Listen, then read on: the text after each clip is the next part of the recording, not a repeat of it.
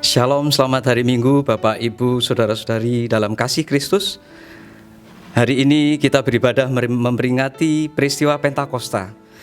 Dapat kita bayangkan hari itu dan hari-hari selanjutnya ada suasana kegirangan yang besar menggemparkan banyak orang di Yerusalem. Para murid kemudian 3.000 orang yang dijamah hatinya dan menjadi percaya menerima karunia Roh Kudus. Mereka mengalami kegirangan amat sangat dalam ketekunan pada pengajaran Injil, kegirangan amat sangat berkumpul, beribadah, berdoa, perjamuan kasih di rumah maupun di bait Allah. Bapak, Ibu, Saudara-saudari sekalian, kuasa yang menggerakkan dan menimbulkan kegirangan besar pada mereka semua saat itu sudah juga ada dan kita alami pada diri kita, yaitu Roh Kudus yang dikaruniakan masuk dan tinggal di dalam hati saat kita mengaku percaya dan menerima Yesus Kristus sebagai Tuhan, Penebus dan Juru Selamat pribadi. Roh Kudus memberikan kegerakan, kegirangan dan takaran yang sama dalam hati kita. Berilah tempat Roh Kudus untuk melakukannya lagi dan lagi pada ibadah dalam jemaat maupun bersama keluarga kita. Marilah kita bangkit berdiri, kita menyiapkan dan membuka hati kita.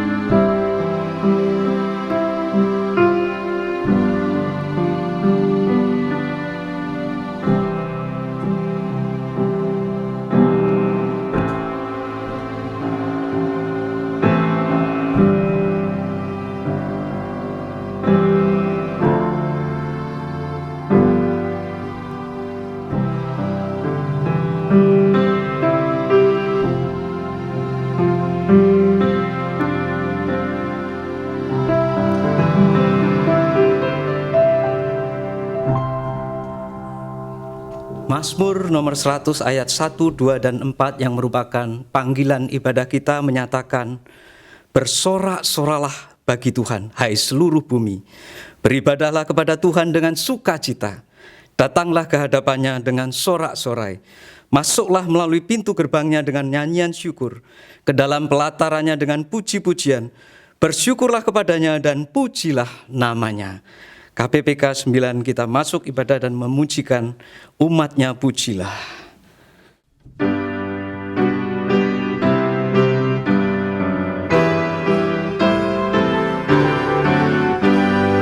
Umatnya pujilah, haleluya, amin.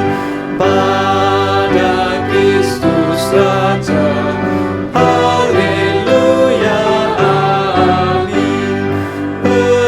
bersama bernyanyi di depan tatanya, pasti Ia berkenan. Haleluya, amin.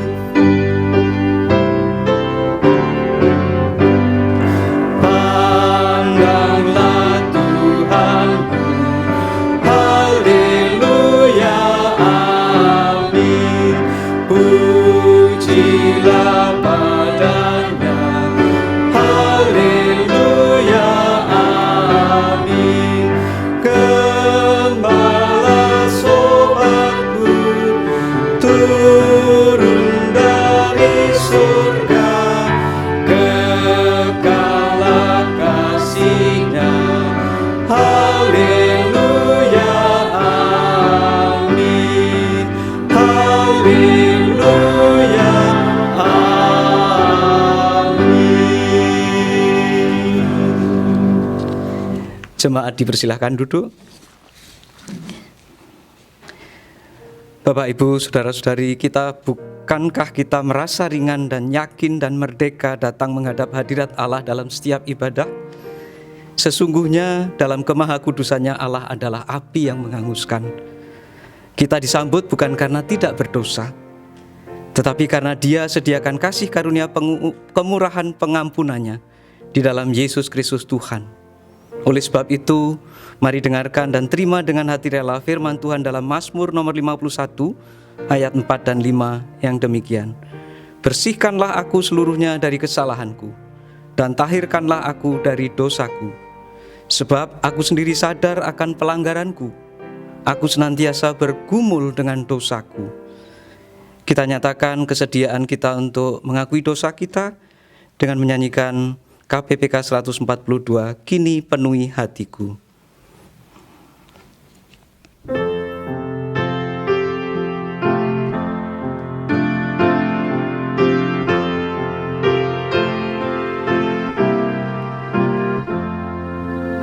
Roh Kudus sucikan daku dari segala dosaku, bagai bencana yang baru siap dipakai Tuhanku.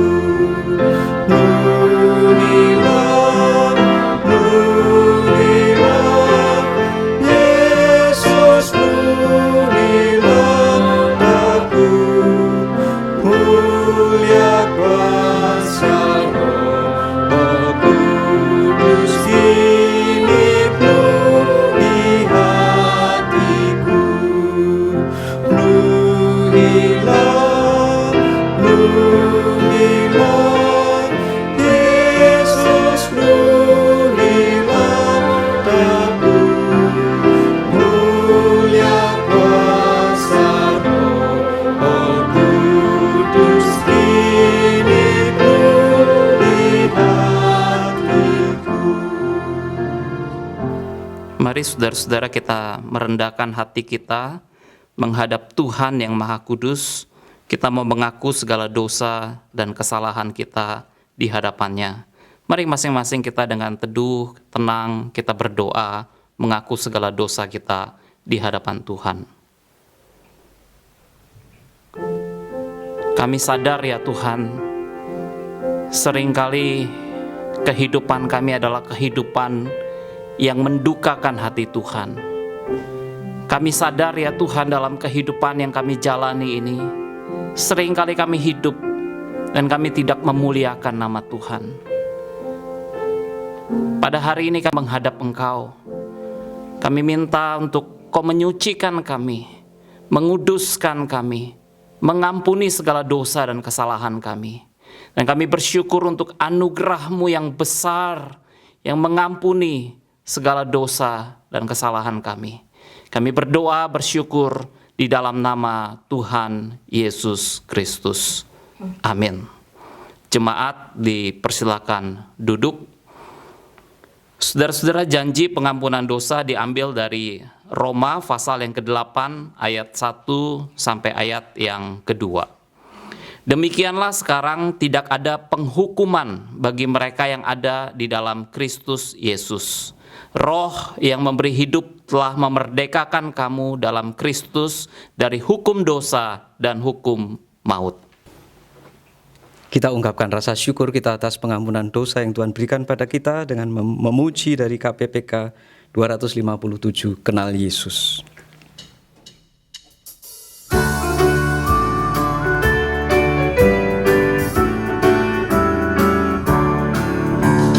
Kenal Yesus, hatiku senang di dalamnya, hidup manislah budi diubah, jauh dari dosa, hatiku senanglah. Hidup baru, sungguhku senang di dalamnya, lebih manis diselamatkan olehnya, hatiku senanglah. Sungguh senang meski ada air mata, di dalam Yesus hatiku senanglah. Ya tebusku, hatiku senang di dalamnya, hidup manislah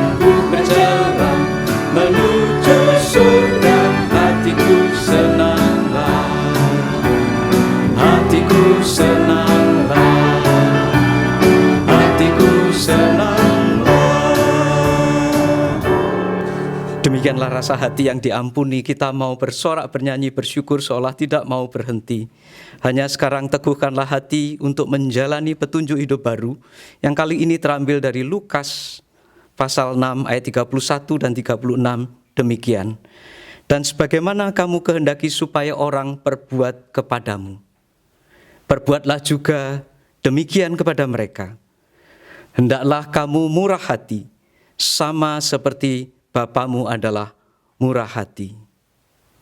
Kita bangkit berdiri, Bapak Ibu sekalian, dan biarlah kita memperoleh kekuatan melangkah dengan mengucapkan pengakuan iman rasuli sebagaimana diucapkan umat Tuhan di segala abad dan tempat demikian. Aku percaya kepada Allah, Bapa yang Maha Kuasa, Khalik langit dan bumi, dan kepada Yesus Kristus anaknya yang tunggal Tuhan kita, yang dikandung daripada Roh Kudus, lahir dari anak darah Maria, yang menderita sengsara di bawah pemerintahan Pontius Pilatus, disalibkan, mati dan dikuburkan, turun ke dalam kerajaan maut. Pada hari yang ketiga, bangkit pula dari antara orang mati, naik ke surga, duduk di sebelah kanan Allah, Bapa yang Maha Kuasa. Dan dari sana ia akan datang untuk menghakimi orang yang hidup dan yang mati. Aku percaya kepada Roh Kudus, gereja yang kudus dan am, persekutuan orang kudus, pengampunan dosa, kebangkitan tubuh, dan hidup yang kekal. Amin. Jemaat dipersilahkan duduk. Kita mendengarkan kesaksian pujian dari Marco dan Lia.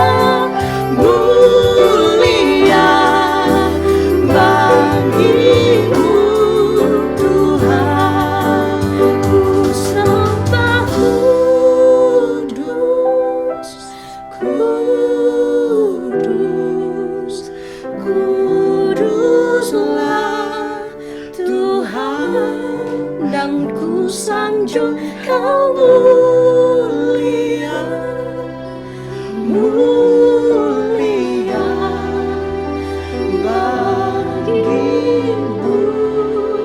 Tuhan, bagimu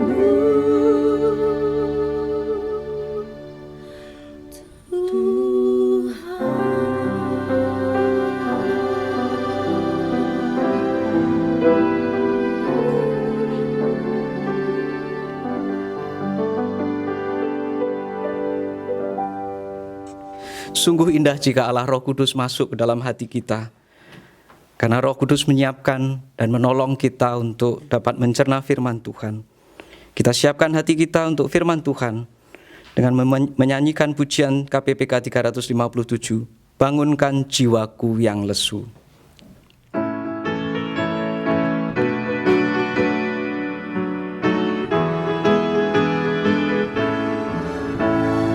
Kini ku datang kepadamu dan bersandar pada firman-Mu.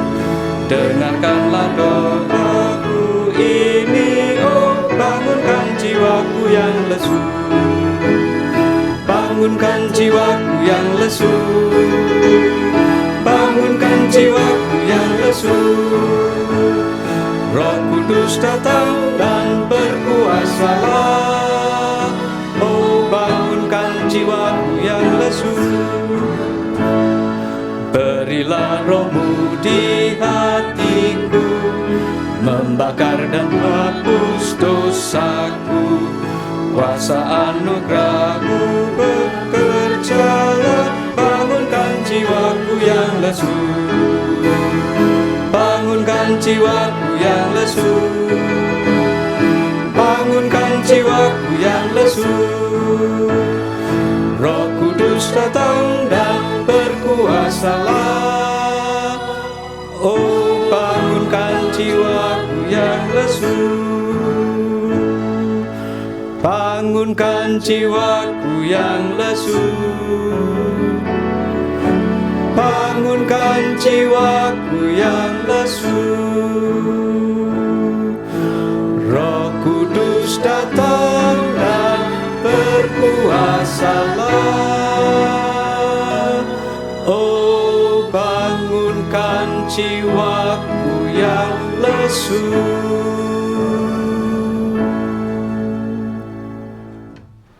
Shalom saudaraku sekalian, saya menyapa saudaraku di rumah masing-masing.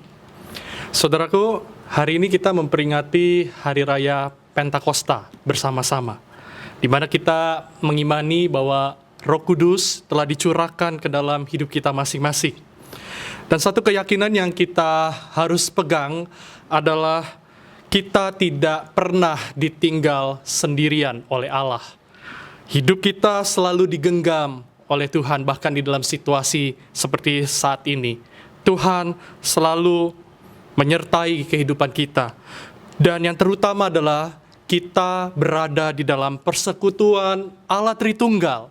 Persekutuan yang begitu erat, persekutuan dengan Allah di dalam Kristus dan melalui Roh Kudus.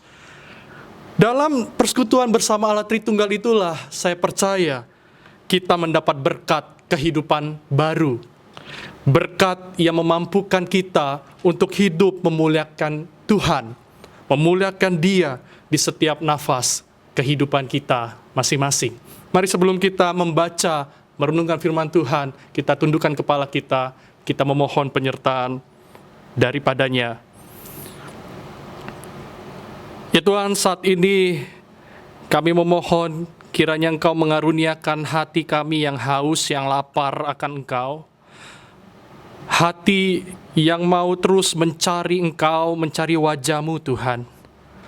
Hati yang siap dibentuk sehingga jiwa kami bangkit kembali Tuhan. Ketika kondisi kami terpuruk, ketika semangat kami patah, ketika jiwa kami lesu, Tuhan, kami percaya Roh-Mu yang kudus hadir, menghibur kami, menguatkan kami, untuk kami dapat menegakkan kepala kami, berjalan di dalam harapan yang Tuhan berikan kepada kami. Tuhan, biarlah firman yang hidup itu sungguh-sungguh menyegarkan jiwa kami kembali. Biarlah jemaat-Mu ketika merenungkan ini, sungguh-sungguh roh Allah menguatkan iman kami semua. Inilah doa kami Tuhan, di dalam nama Tuhan Yesus Kristus kami berdoa. Amin. Saya mengajak kita bersama merenungkan sebuah kehidupan baru dari orang-orang yang telah diselamatkan oleh Tuhan. Peristiwa kelahiran gereja. Peristiwa yang tentu menarik perhatian dunia pada saat itu, dan saya yakin juga menarik perhatian dunia saat ini. Saudara, kehidupan baru komunitas gereja mula-mula dicatat penginjil Lukas setelah peristiwa Pentakosta terjadi. Mari kita membuka Kisah Para Rasul 2 ayat 41 sampai yang ke-47. Saya mengajak kita semua membacanya di rumah kita masing-masing. Kisah Para Rasul pasal yang kedua ayat yang ke-41 sampai yang ke-47. Firman Tuhan berbunyi, orang-orang yang menerima perkataannya itu memberi diri dibaptis, dan pada hari itu jumlah mereka bertambah kira-kira 3.000 jiwa. Mereka bertekun dalam pengajaran rasul-rasul dan dalam persekutuan, dan mereka selalu berkumpul untuk memecahkan roti dan berdoa. Maka ketakutanlah mereka semua, sedang rasul-rasul itu mengadakan banyak mujizat dan tanda. Dan semua orang yang telah menjadi percaya tetap bersatu, dan segala kepunyaan mereka adalah kepunyaan bersama. Dan selalu ada dari mereka yang menjual harta miliknya, lalu membagi-bagikannya kepada semua orang sesuai dengan keperluan masing-masing. Dengan bertekun dan dengan sehati, mereka berkumpul tiap-tiap hari dalam bait Allah. Mereka memecahkan roti di rumah masing-masing secara bergilir, dan makan bersama-sama dengan gembira dan dengan tulus hati, sambil memuji Allah. Dan mereka disukai semua orang, dan tiap-tiap hari Tuhan menambah jumlah mereka dengan orang yang diselamatkan. Saudaraku sekalian, saya mengajak kita kembali melihat ayat yang ke-45. Di situ dikatakan, dan selalu ada dari mereka yang menjual harta miliknya, lalu membagi-bagikannya kepada semua orang sesuai dengan keperluan masing-masing.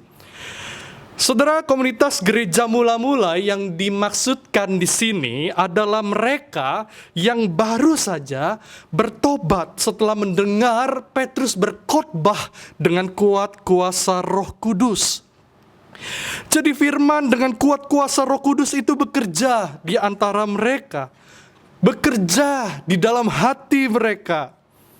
Mereka memberi diri mereka dibaptis, lalu mereka bertekun dalam pengajaran rasul-rasul. Mereka bersekutu, mereka mengadakan perjamuan kudus, dan dikatakan juga mereka membagikan milik kepunyaan mereka. Saudara sekalian, dari catatan penginjil Lukas ini, saya percaya bahwa karena kuasa Roh Kudus yang bekerja di antara mereka, memampukan mereka untuk hidup memuliakan nama Tuhan. Saudaraku sekalian, Roh Kudus, roh yang memberikan kehidupan pada saat penciptaan di dalam Kejadian 1, adalah roh yang sama juga memberikan kehidupan baru di zaman perjanjian baru. Saudaraku sekalian, saya percaya ketika itu Roh Kudus sungguh-sungguh mengubah kehidupan orang-orang yang percaya kepada Tuhan, dan mereka menampilkan sebuah kehidupan yang utuh. Saudara sekalian, apa kehidupan utuh yang terlihat di dalam kehidupan mereka saat itu? Bukan hanya adanya ortodoksi atau ajaran yang benar di antara mereka, tetapi yang menarik ada ortopati dan ortopraksis, yang artinya ada sikap hati yang benar dan kehidupan yang benar di antara mereka. Atau dalam bahasa yang lain yang lebih sederhana, kepala, hati, dan tangan mereka sungguh-sungguh seimbang. Mereka bukan hanya belajar doktrin, tetapi mereka sungguh-sungguh menghidupi itu di dalam kehidupan konkret, di dalam kehidupan bermasyarakat, di dalam kehidupan bertetangga, di dalam kehidupan persahabatan. Mereka mewujudkan iman mereka itu. Saudara sekalian, pengajaran yang dihidupi inilah yang menarik perhatian masyarakat pada saat itu. Dikatakan di dalam ayat 47, mereka disukai semua orang. Sekarang ini sesuatu yang menarik. Kehidupan mereka bagaikan magnet yang kuat, yang memberi daya tarik oleh orang-orang yang belum percaya pada saat itu. Gaya hidup mereka memunculkan tanda tanya besar di benak orang-orang, tetangga-tetangga mereka, bahkan di pasar-pasar, banyak orang bertanya-tanya, kenapa kehidupan orang Kristen sungguh berbeda? Saudara, saya percaya bahwa komunitas gereja mula-mula terdiri dari unit-unit keluarga.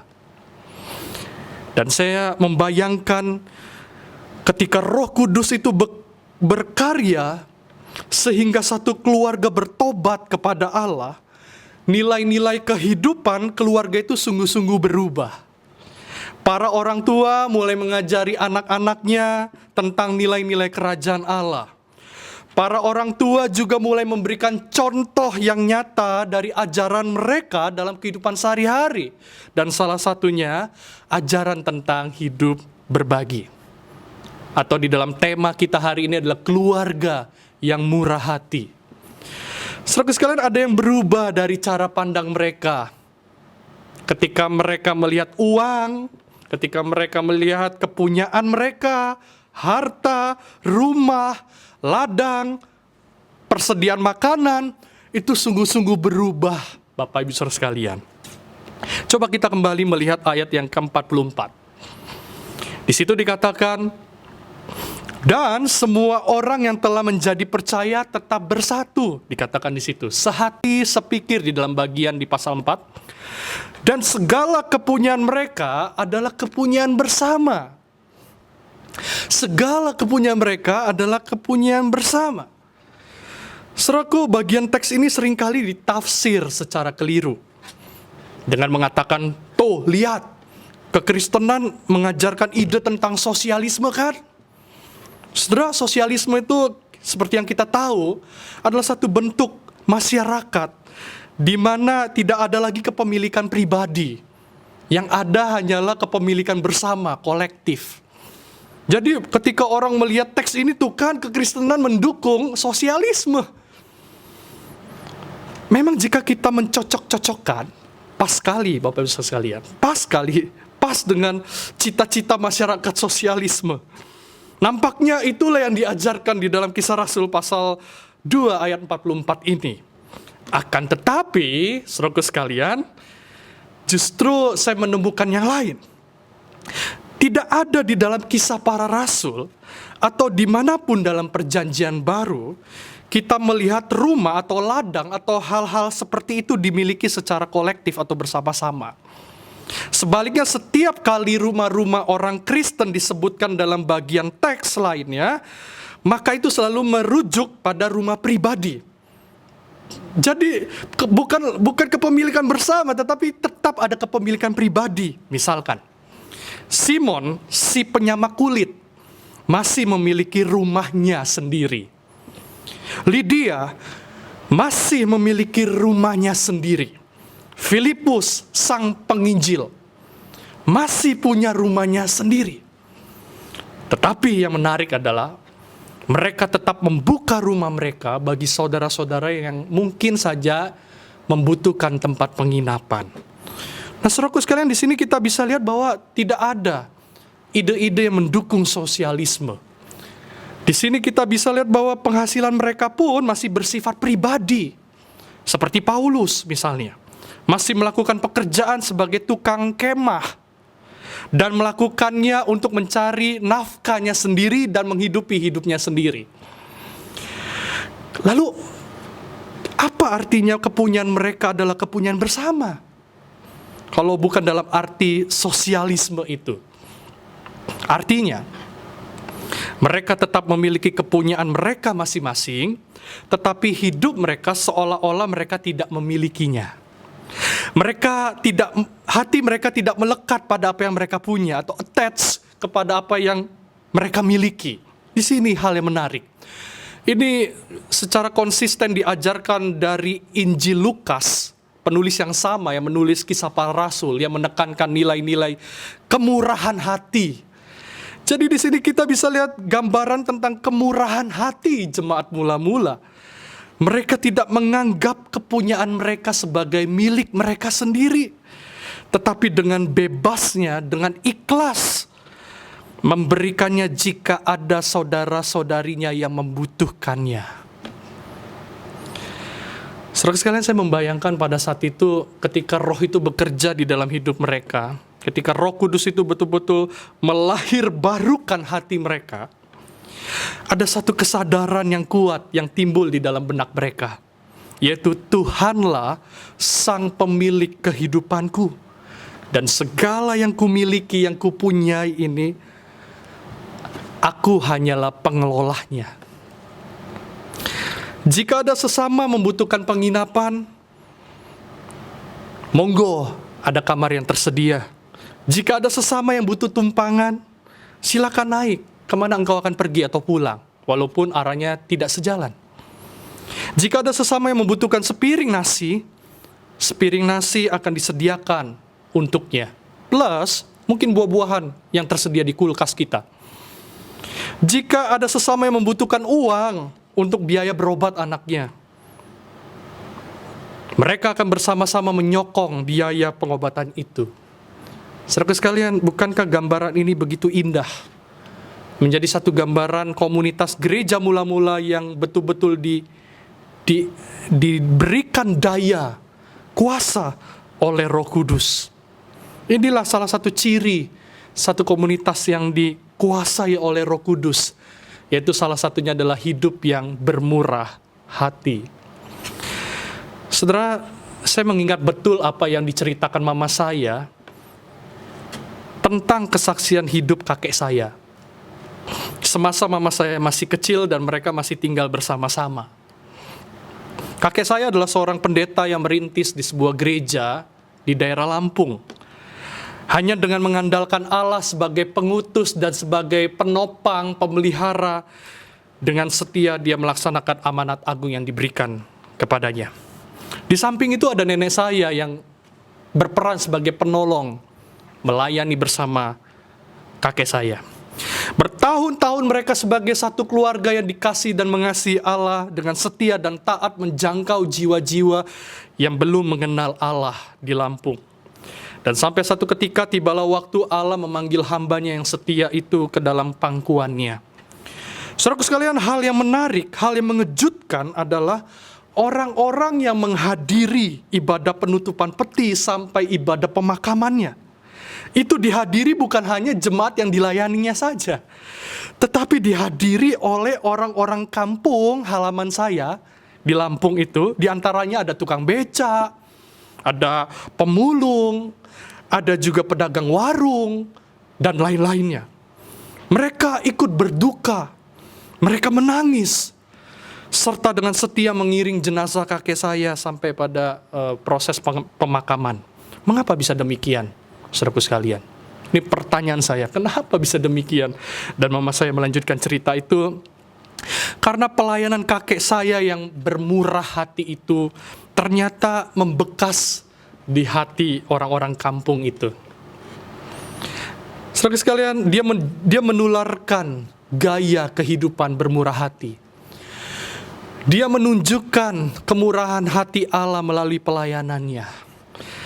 Saudara sekalian, saya masih ingat kakek saya selalu juga mengingatkan, dia mengajari seluruh anggota keluarganya yang banyak itu, yang berpuluh-puluh itu. Biasanya anak-anak orang tua dulu tuh banyak ya, termasuk keluarga besar saya.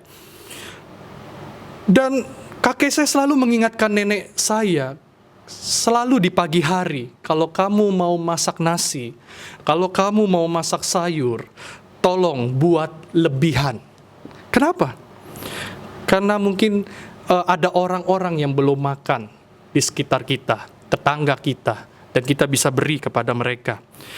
Dan kebiasaan lainnya yang saya masih ingat adalah kakek saya punya kebiasaan setelah doa pagi, dia akan berkeliling kampung, berjalan gitu ya.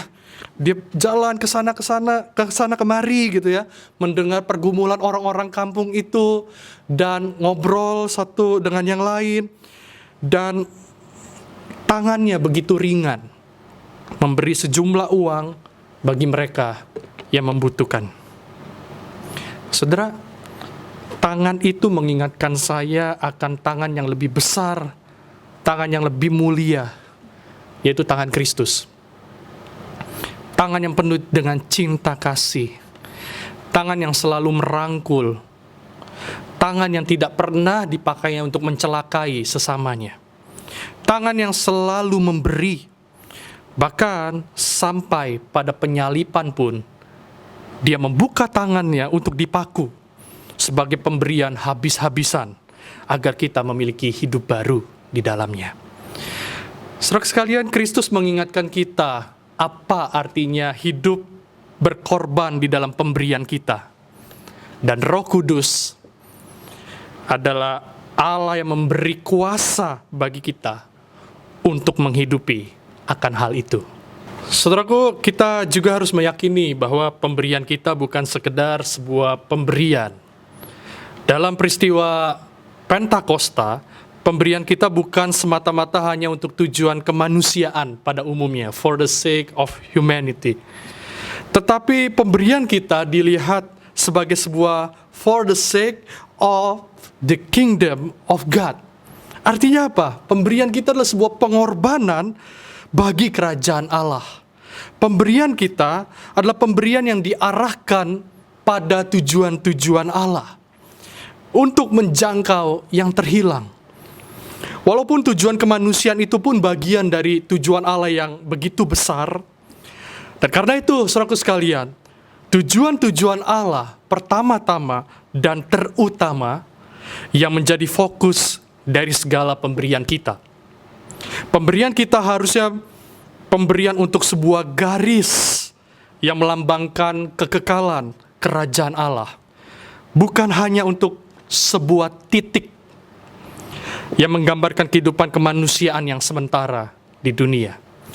Saudaraku sekalian, ada satu keluarga yang murah hati, yang sungguh dipakai oleh Allah untuk memenuhi segala tujuannya, memperbesar kerajaan Allah di dunia ini.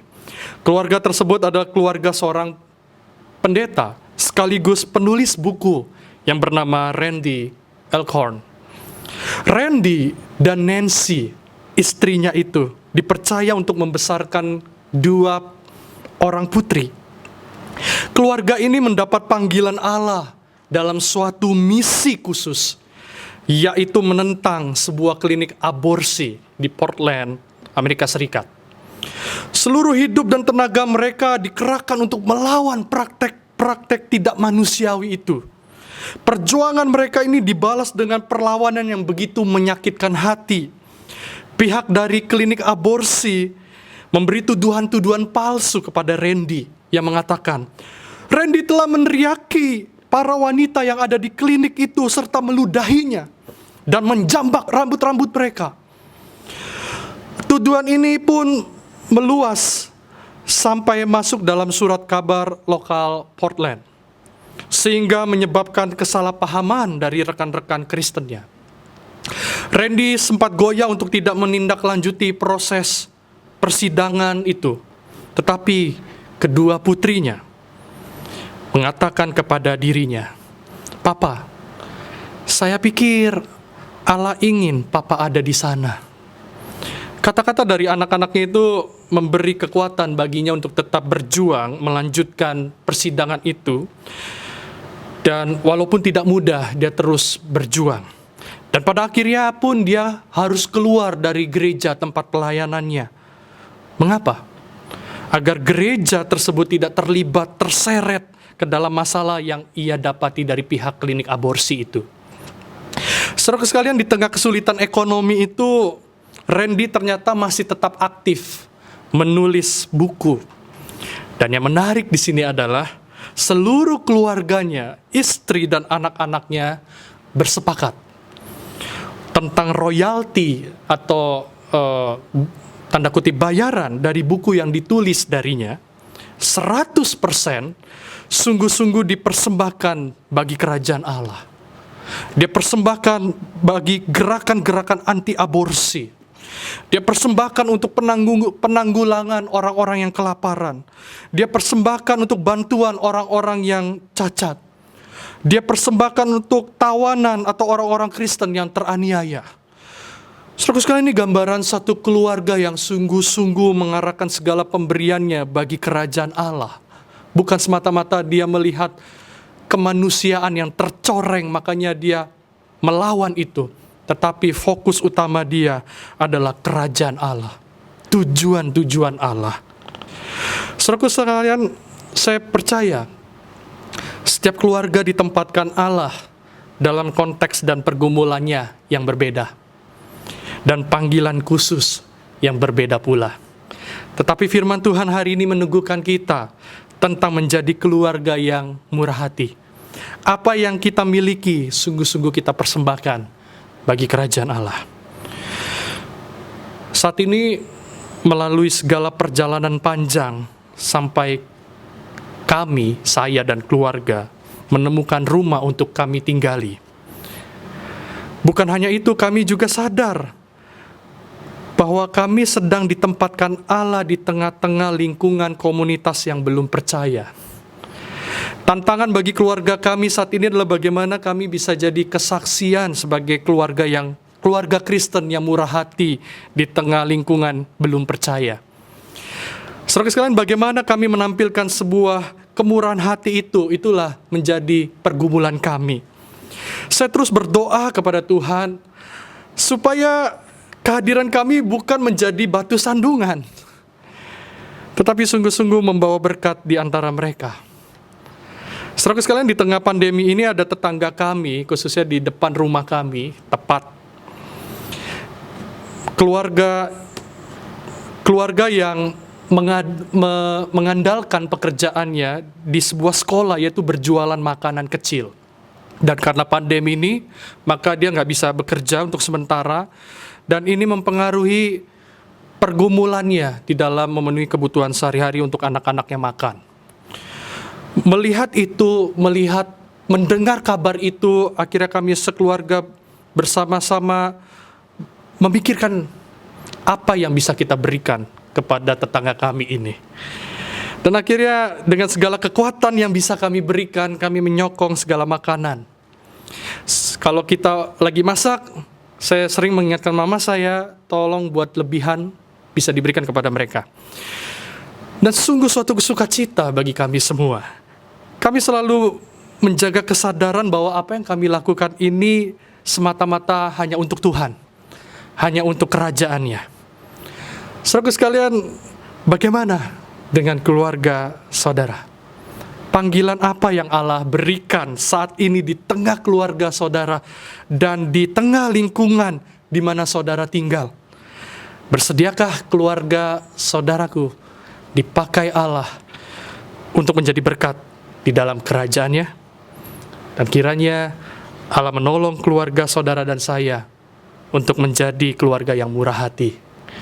Roh Kudus yang menopang kita semua di dalam menghidupi firman ini. Amin. Mari kita bersama-sama berdoa, tundukkan kepala.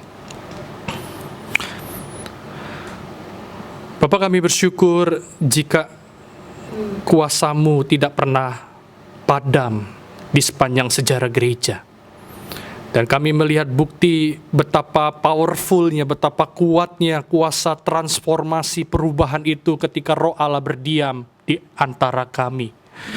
Dan kami percaya keluarga kami, di tengah pergumulan kami, di tengah panggilan yang Tuhan berikan bagi keluarga kami masing-masing, Roh itu menguatkan kami, Roh itu mendorong kami untuk menjadi saksi, menjadi berkat di dalam kerajaan-Mu Tuhan. Dan tolonglah kehidupan keluarga umat-Mu Tuhan. Kiranya Engkau senantiasa menopang mereka, sehingga mereka bisa berbagian di dalam pelayanan kerajaan Allah. di tempat mereka masing-masing. Terima kasih ya Tuhan. Berkati kami. Di dalam nama Tuhan Yesus Kristus kami sudah berdoa. Amin. Bapak, Ibu, Saudara-saudari sekalian, kita bersyukur pada Tuhan untuk Lasuk Yeremia yang hari ini membawa pesan dari Tuhan untuk menyampaikan firman-Nya. Sekarang kita akan membawa persembahan kita kepada Tuhan, dan persembahan pada minggu kelima ini sepenuhnya untuk pelayanan diakonia. Dan Bapak Ibu dapat menyerahkan persembahan melalui transfer ke OVO, Dana, GoPay, ShopeePay dengan cara scan QRIS atau barcode, atau juga transfer ke rekening BCA Gereja Kristus Yesus nomor 001 305 2422. Atau Bapak Ibu juga dipersilahkan jika mengendaki untuk menyisihkannya dalam amplop putih yang nanti dibawa pada kesempatan beribadah bersama. Kita akan ungkapkan sukacita dan hati bersyukur kita dalam membawa persembahan dengan pujian kasih.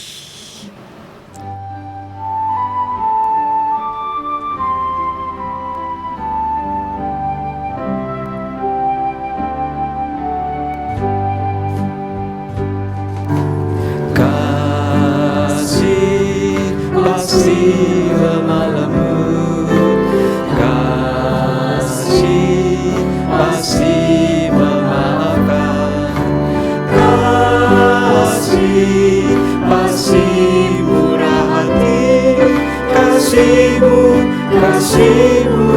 Tuhan.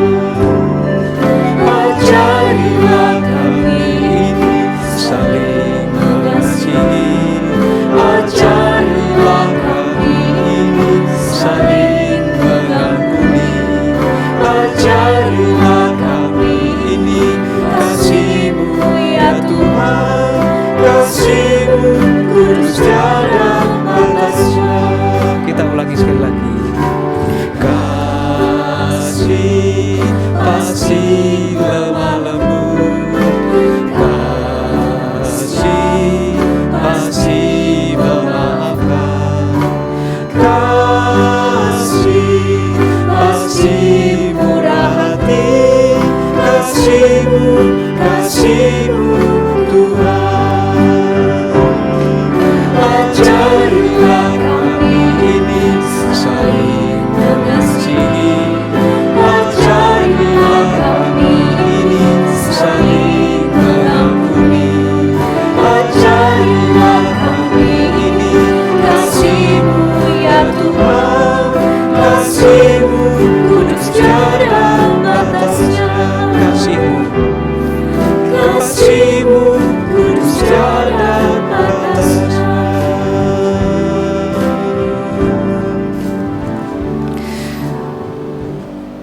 Mari kita bangkit berdiri dan membawa persembahan kita ke hadapan Tuhan dalam doa. Allah Bapa di dalam surga, terima kasih untuk pemeliharaan-Mu yang sempurna bagi kehidupan kami dan keselamatan jiwa kami.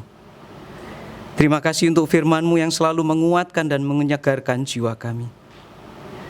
Terima kasih karena Tuhan berikan kesempatan dan kuatkan kami untuk bersyukur dengan memberi persembahan. Kami menyadari Engkau-lah yang menciptakan dan memiliki segala sesuatu. Engkau sangat kaya dan tidak mengambil persembahan ini bagi diri-Mu sendiri. Kami membawa persembahan bahkan di saat yang sulit seperti sekarang ini, dalam pengharapan dan percayakan firman serta janji-Mu, bahwa Engkau akan terus memelihara kami. Ya Tuhan, Engkau mau supaya kami mengambil bagian dalam pekerjaan-Mu, di dalam dan melalui gereja-Mu. Engkau mau supaya kami berlaku murah hati bagi sesama, seturut kegerakan dan buah Roh Kudus-Mu. Kiranya Engkau sungguh berkenan akan persembahan kami. Di dalam nama Tuhan Yesus Kristus, kami sudah berdoa dan menyerahkan persembahan kami. Amin. Silakan duduk Bapak Ibu sekalian, kita akan mendengarkan berita penggembalaan. Selamat hari Minggu, selamat beribadah dimanapun Bapak Ibu Saudara berada. Kiranya dalam ibadah Bapak Ibu sungguh-sungguh mengalami Tuhan dan mengalami kuasa Roh Kudus di dalam kehidupan Bapak Ibu Saudara sekalian. Saya juga mengucapkan selamat hari Pentakosta. Kiranya turunnya Roh Kudus secara penuh memberikan tuntunan dan kuasa kepada setiap kita, sehingga dalam segala aspek kehidupan kita, kita sungguh-sungguh boleh mengalami Tuhan dan boleh menjadi saksi bagi Tuhan. Ada beberapa hal yang ingin saya sampaikan kepada Bapak Ibu Saudara sekalian. Yang pertama, Rabu 3 Juni 2020 pukul 19 ada kebaktian doa bersama HUT ke-75 GKY secara online. Dan saya mengajak seluruh jemaat untuk meluangkan waktunya secara bersama-sama. Di malam itu kita akan berdoa untuk pekerjaan Tuhan, untuk segala hal yang ada di kalangan Gereja Kristus Yesus. Yang kedua, minggu depan 7 Juni 2020 kita sudah memasuki minggu yang pertama. Setiap kali minggu pertama, mari kita bersama-sama kita menyerahkan persembahan persepuluhan kepada Tuhan. Karena kita tahu bahwa berkat dari Tuhan, maka kita akan kembali pula kepada Tuhan. Dan persembahannya bisa ditransfer ke rekening gereja BCA 001-305-2422 atau pakai QR yang bisa saudara scan. Yang ketiga, GKY Karawaci peduli sesama kita, mengajak seluruh jemaat untuk mengulurkan tangan untuk memberikan bantuan bagi saudara-saudari kita yang mengalami kesulitan secara khusus yang terimbas pandemi COVID-19. Mari saudara kita salurkan bantuan kita, dan nanti bidang diakonia juga akan mengumpulkan persembahan saudara, kemudian akan disalurkan kepada mereka yang membutuhkannya. Terima kasih untuk dukungan, untuk partisipasinya. Yang keempat, gereja masih terus memberikan pelayan doa bagi Bapak Ibu yang mengalami pergumulan, baik pergumulan pekerjaan, pergumulan usaha, pergumulan kesehatan, pergumulan keluarga, atau pergumulan yang lainnya.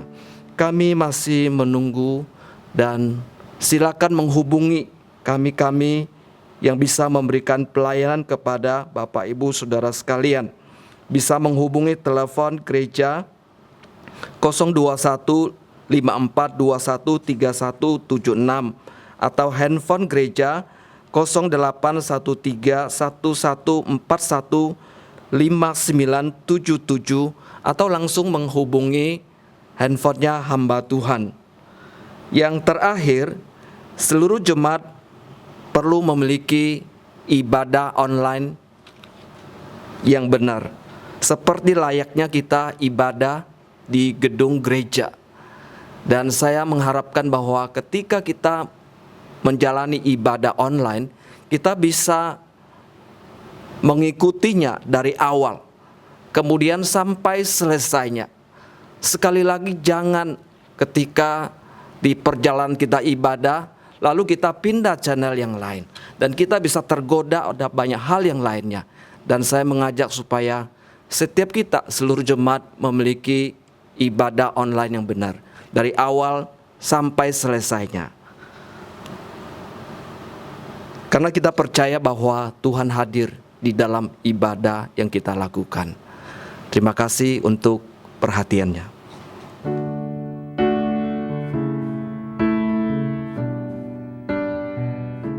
Saudara-saudara, kita akan berdoa syafaat, kita akan berdoa bersama-sama untuk momen HUT GKY ke-75. Kita berdoa biarlah ini menjadi satu momen di mana seluruh jemaat GKY dapat bergabung secara online, bersehati, berdoa bersama dalam kondisi yang sedang dihadapi oleh seluruh gereja dan juga seluruh rakyat Indonesia, agar di tengah pandemi COVID-19 ini Tuhan menyatakan belas kasihannya buat gereja, bahkan buat bangsa dan negara kita. Mari kita sama-sama berdoa buat momen HUT GKY yang ke-75 ini. Kita berdoa. Bapa, kami datang ke hadapan-Mu ya Tuhan. Kami berdoa untuk momen HUT GKY yang ke-75 yang diadakan secara online. Kami berdoa biarlah melalui acara HUT GKY yang ke-75 ini seluruh jemaat berdoa bersehati buat keadaan bangsa dan negara. Berdoa bersehati buat keadaan gereja-gereja yang ada di Indonesia ini. Tuhan, biarlah Kau berbelas kasihan bagi kami. Tuhan, biarlah Kau yang menolong keadaan bangsa dan negara kami. Tuhan, biar Kau yang menolong keadaan gereja-gereja ya Tuhan. Bangkitkan kebangunan rohani buat gereja-gereja Tuhan. Kami menyerahkan untuk momen HUT gereja GKY yang ke-75 ke dalam tangan-Mu. Kami berdoa bersyukur di dalam nama Tuhan Yesus Kristus. Amin. Saya mengundang seluruh jemaat berdiri. Sebentar kita akan kembali dalam kehidupan kita sehari-hari. Hari ini kita sudah mendengarkan firman Tuhan, dan lakukanlah setiap firman Tuhan dalam kehidupan saudara. Pergilah ke dalam dunia dengan damai Allah. Allah memberikan keberanian kepadamu. Berpeganglah pada perintah Allah, kuatkanlah yang lemah, dan bantulah yang menderita. Kasihlah dan layanilah Tuhan, dan bersukacitalah dalam kuasa Roh Kudus. Doksologi. Puji Allah Bapa Putra, puji Allah Roh Kudus, ketiganya yang esa.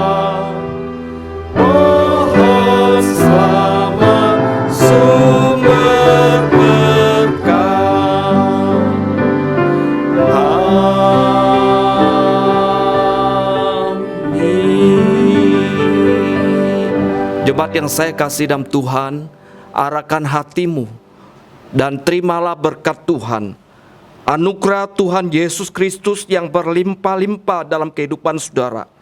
Kasih Allah yang tiada batasnya dalam memelihara dan melindungi, serta pimpinan dan kekuatan, penghiburan dan urapan Roh Kudus menyertai kehidupan saudara mulai saat ini bahkan sampai selama-lamanya.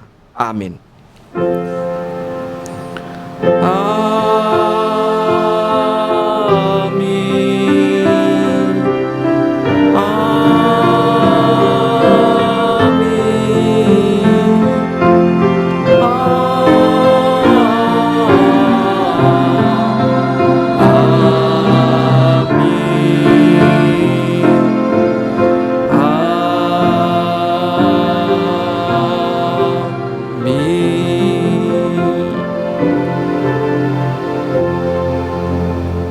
Jemaat silakan duduk. Saat teduh, kebaktian kita sampai di sini. Tuhan Yesus memberkati. Amin.